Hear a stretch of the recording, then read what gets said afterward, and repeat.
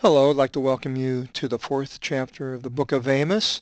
We are continuing with this bleak outlook that Amos is describing in this book, and we begins in the first verse. Akusate ton logon tuton damalis tis vasan, ento ori samarias, katadina stevuse pitokus, ke katapatuse penitas leguse tis kyris avton, epizote imin opos piomen.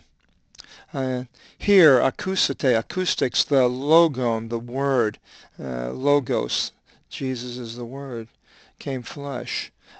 Hear the word, O heifers, the female of the oxen, of the land of Bashan. Bashan was an area that is east of the Sea of Galilee. It was ruled by Og. Deuteronomy 3:1, it mentions him, and it was taken over by the Israelites and assigned to the half-tribe of Manasseh because it was on the eastern side of the Jordan, almost to the Syrian border, but it's actually northern Jordan today. It was lost during the wars with Syria, but regained around this time by Jeroboam II. So this might be what it's talking about, the people from Bashan becoming part of the kingdom of Israel. And it was taken back later by the Assyrians, as was Samaria. And so it continues, the ones in the orography, a mountain of Samaria. Samaria was the main part of Israel towards the south of Israel, north of Jerusalem. The ones tyrannizing the poor. Now here you'll see the blue, we're featuring the article with the verb in this seminar. And the verb, kata dina stevuse, you don't have to remember all this because we'll be going over this more with the verbs. Just let you know that the article also modifies other things outside of nouns and adjectives, which we already had. It modifies verbs, and generally the verb is in the participle form or the infinitive form. And kata dina stevse and leguse are both color-coded as a verb, and they're both participles. So generally then, if this is in the nominative, which A is feminine, both cases, nominative plural, then it's the ones tyrannizing. We put an ing, gerund, at the end, an ing, tyrannizing over the poor, and trampling upon the needy. The one saying, the ing, with this participle. We'll be going to that later, as I said. The one saying to their kyrios, the masters. Kyrios is the Lord, and I have it all in caps whenever it is referring to the Hebrew tetragrammaton Yahweh. And here it's not. So masters is the English word that I've given. It could be to their Lord, small L-O-R-D-S. You could take your pick on that. The Kyrie eleison is the English derivative, saying to their masters, give over to us so that we should drink. They're trampling the poor, and the rich people are these people coming from this area are taking charge and taking what they want. That's the way I see it. I wasn't there, but from what it's saying here, that's what it seems to be. And then verse 2, it continues, Omni Kyrios kata ton agion avtu, dioti idu imere erkonte ephimas, ke lipsonte imas in oplis, ke tus methimon. The Lord, the Kyrios, swears by an oath according to his holy things, the agion, hagia, Sophia is the church in Constantinople, hagiography, holy writings. It comes from this word, agion. For behold, days, imere, ephemeral, the derivative, come upon you, when they shall take you with weapons. Oplis, the hoplites, were the infantry of the ancient Greeks. So the Lord swears by an oath, days come when they shall take you with weapons. Samaria was taken over by the Assyrians. And the ones with you into kettles, levitas, epokiomenus, emvalusin, empiri, limi. They shall put you into the kettles, being fired with a pestilent fire. So these people are going to be captured and tortured and burned in kettles. It's a pretty horrible description, but this is what God is saying is going to happen to these people. In verse 3, Ke exenenk thesiste gimni katenanti alilon. Ke aporifisiste isto oros to renman legi kyrios. And you shall be brought forth naked, gimni, gymnasium, they wrestled naked, that's where it comes from, the gimni, naked, in front of alilon, one another. We have the English derivative parallel, allel with the alilon, parallel beside one another, and one another here, the alilon, parallel. And you shall be thrown into the oros to renman.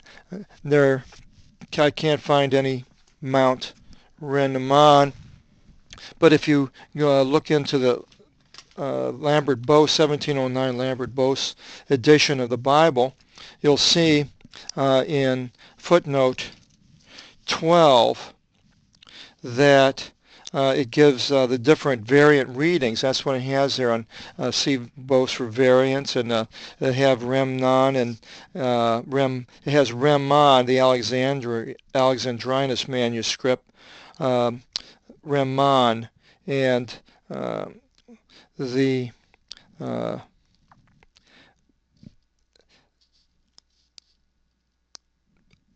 other manuscripts have Armana, and in the margin Regma, and Anath, and Armana is another one. Aquila has Armona. So these Armona, Armana, Remnon, to me it sounds like it could possibly be Hermon, Mount Hermon, which was up north, northernmost part. So I'm not really sure.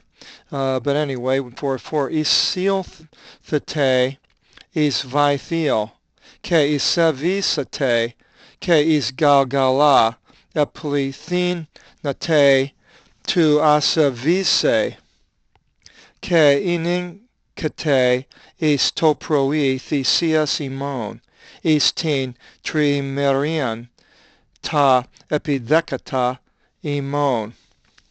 So they're going to be taken forth naked, the people up in the northern kingdom, and they'll be thrown onto a mountain. And then it says, God makes a complaint that you entered into Bethel. This is where they set up their idols, down close to Jerusalem, because they couldn't go into the southern kingdom. The people couldn't, so they got as close as they could to Jerusalem, and they set up this spiritual place of Bethel. We mentioned that in the last chapter, a little bit about it. And it says, and were impious, and in Gilgal you multiplied to be impious. Gilgal, that was a place that there's a few Gilgals that are mentioned and that are on the maps, and exactly which one is probably the one that it was where stones were taken from the Jordan with Joshua in Joshua 4, 1-13. Mentions a Gilgal, and it was where the Israelites first camped when they came across the Jordan. And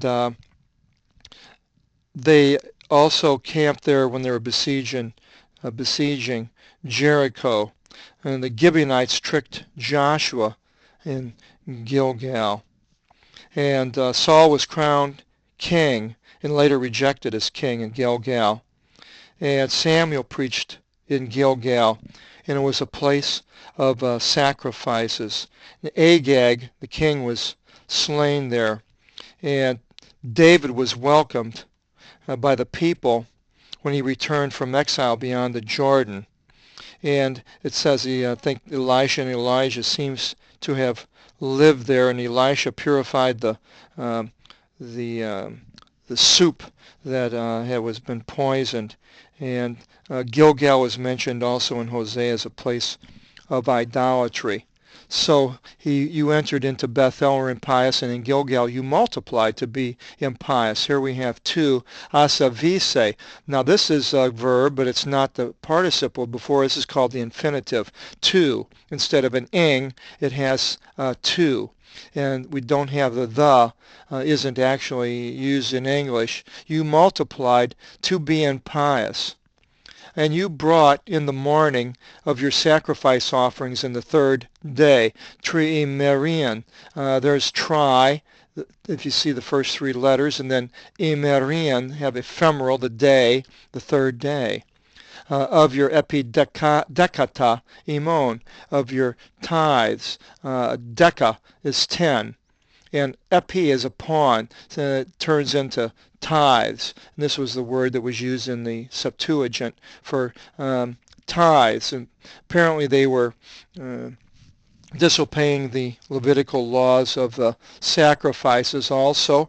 And you can get somebody that's an expert in the Mishnah could explain all this.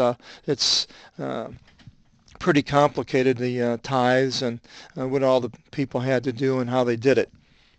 In verse 5 it continues, and anengnoson exo nomon ke epikalesato homologias anangilate otitavta igapison ii Israel legikyrios. And they read outside the law. Exo, an exoderm, skin on the outside. The nomon is astronomy, law, nomon. They read outside the law. They came up with their own laws, just as Pharisees and the scribes were doing at the time of Jesus. And called for an acknowledgement offering, homologias, homologous, having the same relative position, is an English derivative. And then it says anangilate, announce. This, whenever you see the age gamma gamma, alpha gamma gamma, has something to do with announcing, reporting. An angel as a messenger. Announce in the imperative, because there's the exclamation mark, and if it's at that word, then it's the imperative. That the sons of Israel loved these things. Agapison, agape is the English derivative. Sons of Israel, that northern kingdom, they loved to do all these things that were against what God had told the Jews to do, says the Lord. Verse 6, Ke ego thoso imin gomfias mon odonton in pases tes polisin imon Ke endian arton in pasi tes topis imon Ke uk epistrepsate pros me legi kyrios. And I, the ego, we have his English derivative, and I will give to you an ache of odonton, orthodontics, odontics, the teeth, an ache of teeth, a toothache, in, same as in English, in, or among, all your cities. Polisine, we have a polis, metropolis, mother city. And lack of bread loaves in all your topis, topography is map making. All your places are going to have a lack of food and problems. And you did not return to me, says the Lord. Even with these things that God did to these people, they didn't turn to God. And I look at today and all the problems in the world and the economy kind of falling apart worldwide, worldwide recession, but yet nobody's really calling out to God. It hasn't gotten bad enough. Sooner or later, many people will when it gets bad, but when things are going good, then God gets forgotten. In 4:7 it continues, Ke anescon eximon ton iaton pro trion minon tu trigitu, ke vrexo epi polin mian epi de polin mian, u vrexo, meris mia vrachisate, ke meris in u vrexo xeranthisate. And I withheld from you the rain. Hyatol, I might have made this 5205 yellow. Hyatol, rain. Before trion, the tri is in there. 3, menon, months. We have menopause, menses, for the men, the month. In Greek, that's where it comes from. And I withheld the rain before the 3 months of the gathering of the crops. And I shall rain upon one city, but upon one other city I will not rain. And God is choosing where he's going to pour out his blessing or the curse. One portion there shall be rain, and one portion upon which I shall not rain shall be dry. Meris, portion, a meristic, pertaining to or dividing into segments is the English derivative, meristic. And xeranthisate is a verb. Xeron, we have cirrhosis, dryness. And it will rain in some places, in other places it won't. Ke sinan thris thesonte, theo ke tris polis, is polin mian, tu pien idor, ke umi emplisthousi, ke uk epistrepsate pros me, legikyrios. And the inhabitants of two, I put the inhabitants, theo, we have two, the duodecimal, duplex, duplicate, dios, two, are tris, tri, 3 cities, shall be gathered together to one city to drink water. So there's going to be a drought. And here's the verb in the infinitive, two, because I have two there. And the infinitive generally has the genitive article, to drink water, and in no way shall they be filled up. So even these people are not going to have the water. And you still are, and you return not to me, says the Lord. They still didn't seek the Lord in this time. Epataxa imas in pirosi ke in iktero, eplithinate kipos imon, ampelonis imon, ke synchonus imon, ke elionis imon, katephagon e campi, ke ud utos epistrepsate pros me, legi kyrios. I struck you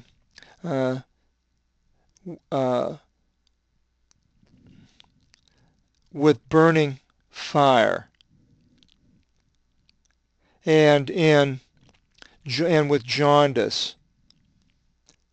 You multiplied your gardens, your vineyards and your fig groves and your olive groves. The caterpillar devoured them.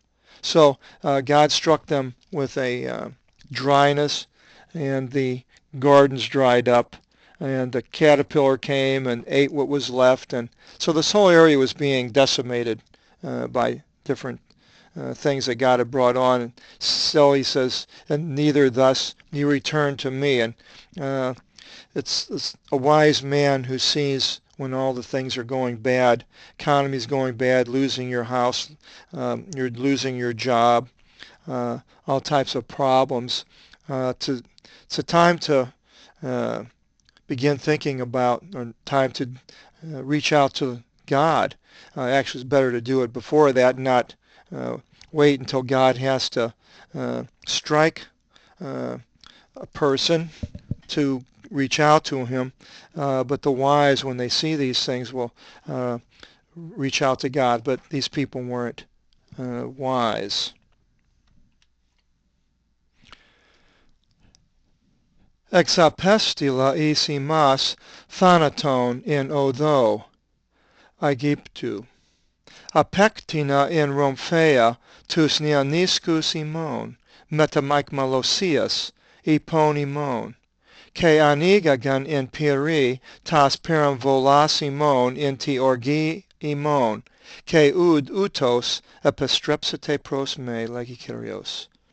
I sent to you the Thanaton. That Thanaton is death. Thanatology, the doctrine or description of death, but it's also used for a plague in the Bible because it's other places that you can tell it from the context. It's not talking about death, but it's a plague. I sent to you plague, and the though, we have a way, an anode, cathode, electrode, episode, all have to do with current in the way of Egypt. I killed your young men by the Romphea, the broadsword. There's like 3 or 4 different types of swords that the Bible mentions, the Machaira, Fixis, something like that, that they all are different types of swords, and this is the broadsword, the heavy sword. And then with captivity, a captivity of your horses, epon. We have a hippopotamus with the E and the H sound taking place and exchanging in English from Greek into English. Hippo is river horse. And then here with captivity of your horses. And I led your camps by Piri, by fire, in your anger, orgi. Piri, we have pyre, pyromaniac, and orgi has to do with a frenzy. And neither thus you return to me, says the Lord. So he killed the young men and took their soldiers captive and brought fire into the camps and all these things, and yet still they didn't come back to God. During this time there was a lot of wars between Israel and the Assyrians were coming, and so this is what happened to Israel, was finally decimated and taken away. And here we have Amos up there in Israel prophesying what's going to happen to these people, not even in his own land of Judah. 4:11, Katestrupsa imas, kathos katestrupsen o theos, Sodoma ke Gomorrah, ke aganisti os thalos, exaspasmenos, apo kavsios, ke udutos epistrepsite pros me, legi kyrios. So now he says, I eradicated you as God eradicated Sodom and Gomorrah, theos. We have theology for theos.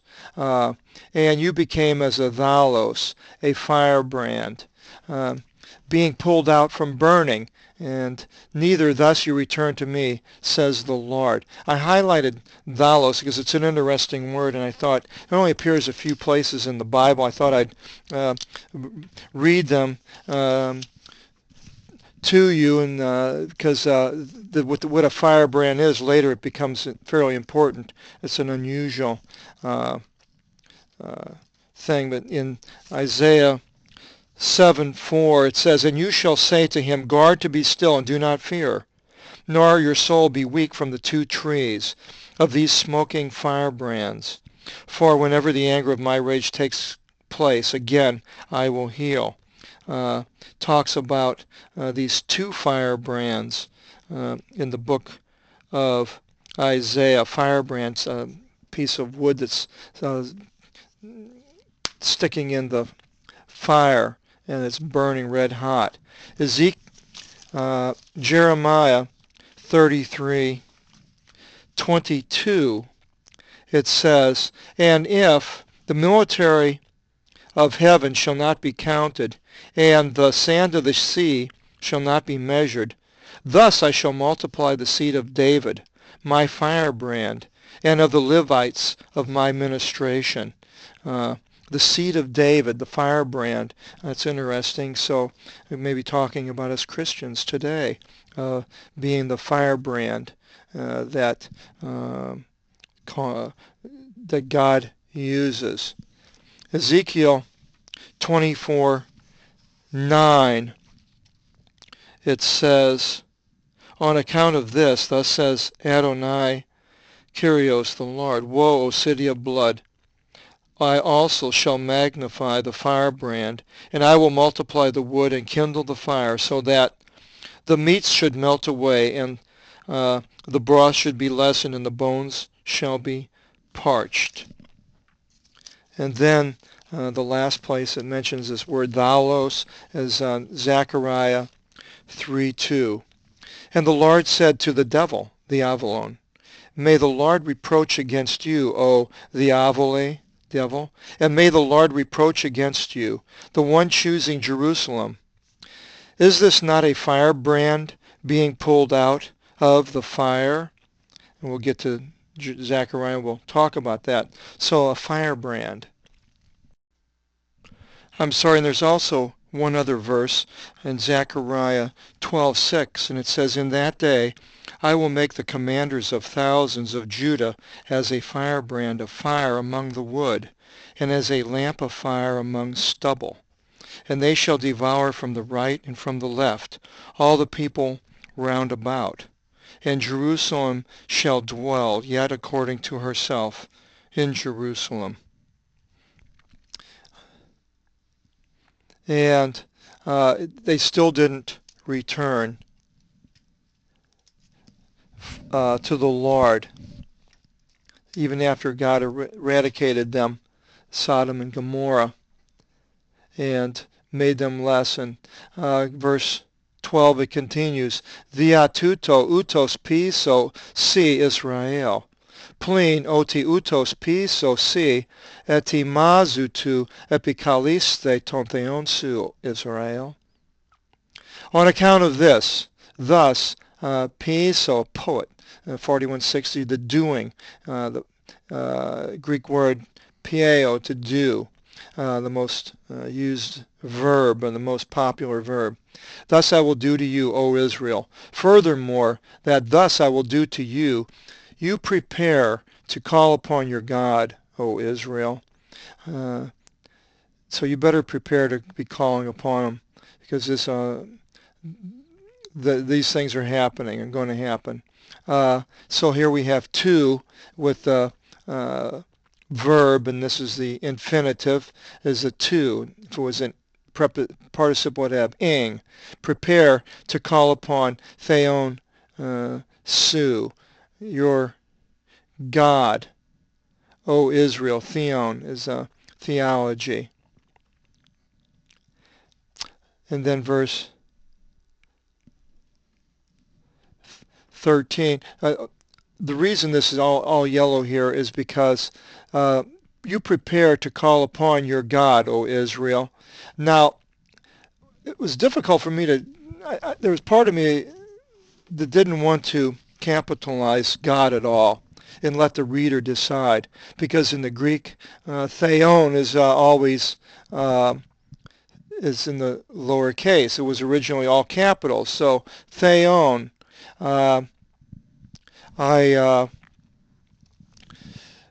was going to make them all lowercase, and in this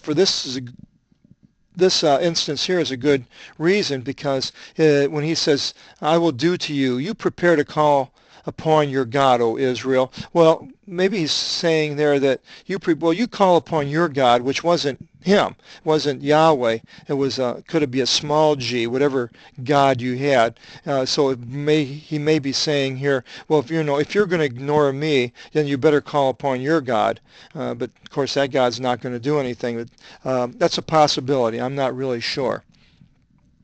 And then in verse 13 it continues, Dioti idhu stereon vrontin ke katizon pneuma ke epangelon is anthropus ton Christon avtu pion orthron ke omiklin ke epivinon epi ta ipsi tis gis Kyrios o theoso pantokrator onoma athto.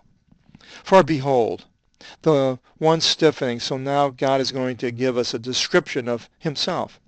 The one stiffening thunder, Vrontin, and creating pneuma, wind. There's also animos, is a wind. Pneuma is like a breath. We have spirit also, the one creating breath. It could be that instead of wind, but when it had the thunder, other places it is a wind. But anamos is also wind, a Greek word. They have an anemometer as a wind gauge in English. And here we have pneumatics, wind-driven machinery. Pneumatics, and reporting apangelon. We have the alpha gamma gamma, again has to do with reporting, or